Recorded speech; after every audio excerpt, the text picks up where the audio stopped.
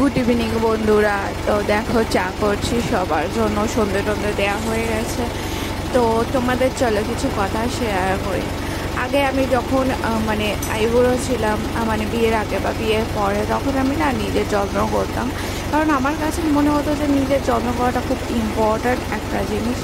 But তারপর শুনতাম যে নিজের যত্নের থেকে সংসার সংসার তো অবশ্যই আগলে রাখতে হয় প্রত্যেকটা মেয়েকেই, কিন্তু এখন কাজ আর সংসার সবার কথা ভাবতে ভাবতে নিজের যত্নটা কোথায় হারিয়ে গেছে। পুজো আসার আগে মনে হয় যে নিজের যত্ন করি।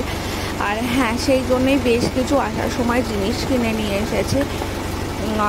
তো এই পুজো যে আসছে আসছে না, মানুষ আমাকে যতই আঘাত দিয়ে কথা বলুক না কেন, এই টাইমটা আমার সেই সব কথায় আমি মানে কষ্টই পাই না। জানি না কেন, মা দুর্গার আশীর্বাদে হয়তো। আবার অনেকে এরকমও বলে পুজো আসছে, ধীরে বয়সে যেন আনন্দের সীমা নেই। ধীরে বয়স বা বাচ্চা বয়স এটা আমি জানি না, আমাদের কাছে মা দুর্গার আগমন মনেই একটা আনন্দ।